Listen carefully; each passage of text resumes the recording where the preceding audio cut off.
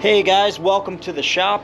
It is sweltering hot in here right now because I sort of overdid the wood stove here. So that's always sometimes the issue with having a wood stove in your shop is you tend to overdo it and then it's too hot. Whereas this morning it was absolutely freezing in here. But anyway, that's neither here nor there. Today I want to run through the shop rounds with you, which is where I just go over some of the cool things that I have going on in the shop right now and teach you guys a thing or two about guitars and lutherie in the process of discussing what's going on in my shop. So let's start here with guitar number 85. If you guys have been following what I've been doing, you've seen this guitar at the early stages. Now I'm at the point where the sound box is basically complete. I started the binding here and you can see I haven't done the top binding yet, actually because I ran out of the purfling material that I'm using alongside the mother of pearl that's going on this ledge. So if you look right over here, I actually made a little, whenever I'm unsure, which is often, of how I want to complement, say, the rosette or some other aesthetic appointment on an instrument, I will make a little dummy right here. So this is a replica of what I want to do around this ledge. And so if I'm unsure, I could make a couple of these. It's real easy to make. This is just super glued together.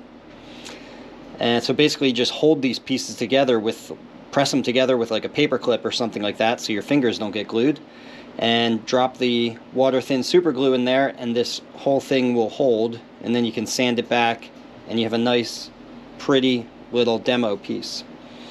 And so this is the one that I decided this will work great. Very simple, just two black, white, black purfling strips on either side of my pearl, just like the rosette, and then an ebony binding strip with one of those black, white, black purfling strips on the side.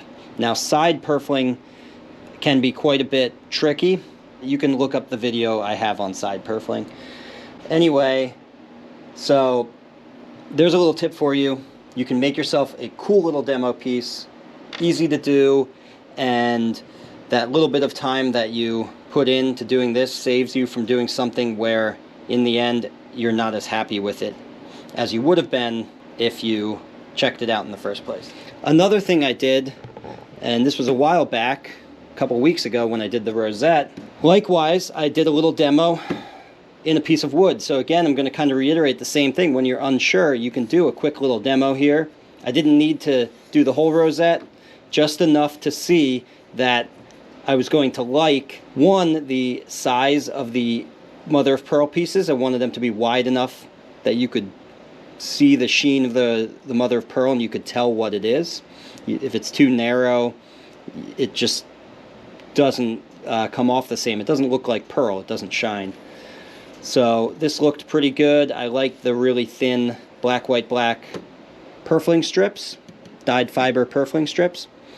And so I went ahead with it over here, and it came out great.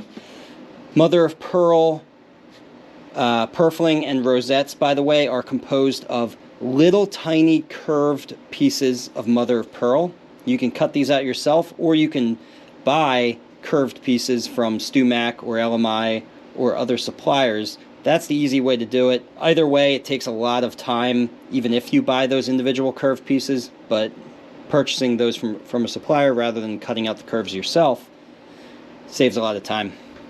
So that's where I'm at with this, waiting for more material to arrive.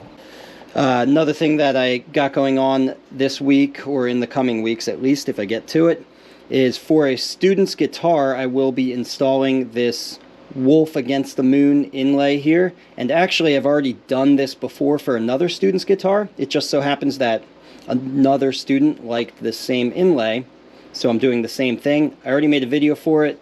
so you guys can check it out if you want to. I won't be filming this again because, well, I already did it and nothing will be different. But I just wanted to share that with you guys. So this will be for Scott Wolf and his guitar. His last name is Wolf, yes, and that is why we are doing the Wolf. Another new thing I got here is I just wanted to show you guys that I made a special template to fit inside my mortise and tenon jig so that I can use this piece of my mortise and tenon jig also for cutting end wedges. It just makes that jig even more versatile. And actually this is what's going to be the sort of tool of the week here that I'm going to highlight, and that's the luthier tool. I'll show you it over here. The luthier tool neck angle jig. This is actually only a small part of the whole jig. Now this really is the best way to very accurately and reliably and repeatably cut your neck angles, better than anything I've seen out there. And I used the Robert O'Brien jig for a long time, and that works great, especially for that price point, and we'll get to price in a minute here. But this really is just, in every way, it adjusts in every dimension, and it's just built extremely sturdy, and it's just a different idea for cutting the neck angle. Without getting too deep into the idea of how it actually works, just suffice it to say that if you are serious enough about guitars and cutting accurate neck angles, and you have the money to put towards it, this really is the most professional way to go. But it is extraordinarily pricey. I just want to point that out right off the bat. So if cost is an issue, you're probably not going to go with something this serious. But anyway, it also comes with this edge vise here, which is a part of the whole process for cutting those neck angles. And you can use this edge vise not just for setting up your neck angle and routing the mortise. You can also use it to cut your very accurately and quickly route out your end wedge pocket. And I'm going to make a couple more of these templates of different sizes, and this will be the way that I'll be doing end wedges, I think, from now on for the foreseeable future. Previously I was hand cutting them, and it's not any better or worse to do it this way. It's just quicker, and quicker is better, so that's what I'll be doing.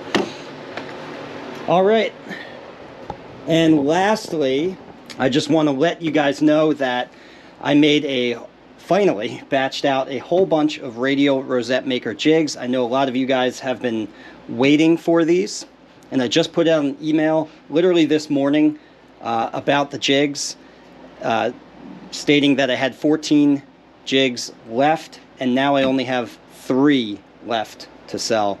So if you want a jig, by the time I post this video, I don't even know if I'll have these 3, but if they're still available on the website, you'll see it, and you can purchase the jig there. I will leave a link to it.